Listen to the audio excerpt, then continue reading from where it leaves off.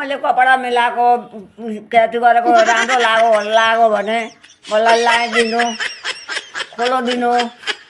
खोलो मिलाइदिनु।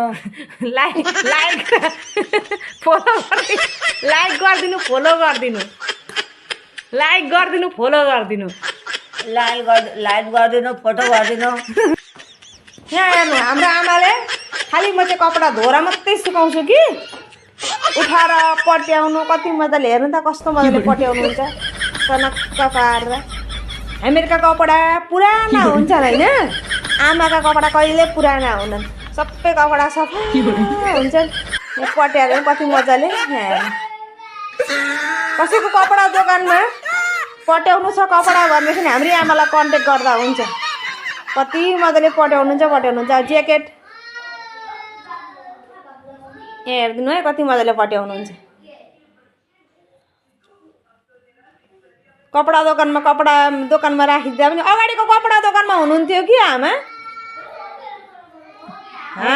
किन होला हौ? अनि कहाँबाट यति मजाले सिक्नुभएको पट्याउन चाहिँ? अब गर्दै भन्दै लाँदा जानै हालिन्छ नि, मान्छेले गरेको काम त हो नि त।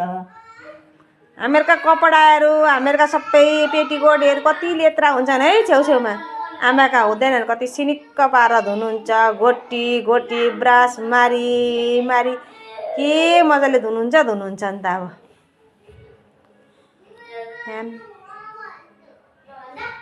सधैँ यसै गरी पट्याउनुहुन्छ?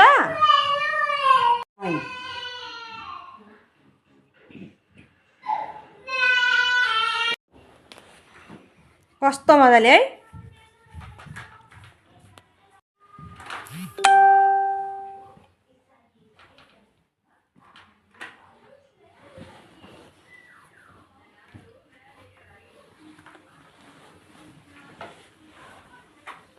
आफ्ना कपडा सनक्क पारेर चटक्क बनाएर के मजाले राख्नुहुन्छ नि। आफ्ना मात्रै होइन हामीहरूका पनि सबैका कपडा खालि म चाहिँ धोएर मात्रै सुकाउँछु कि।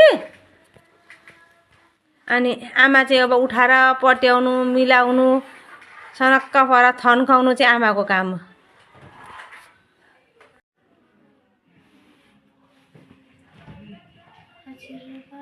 आफै सिक्नु भएको यो बनाउन चाहिँ। अनि पहिला त केटाकेटी साना थिए, भ्याउनु हुन्थेन, अनि कसरी राख्नुहुन्थ्यो? पातलाङपुटो यसरी हाम्रो जस्तो राख्नुहुन्थेन? राति आधा रातसम्म यसै गरी पट्याएर राख्नुहुन्थ्यो। अनि खजाङ भएको 32 वटा मोजा हुन्छ, मन पर्दैन। अनि यो साडी त सनक्कै रह त, कहिलेको साडी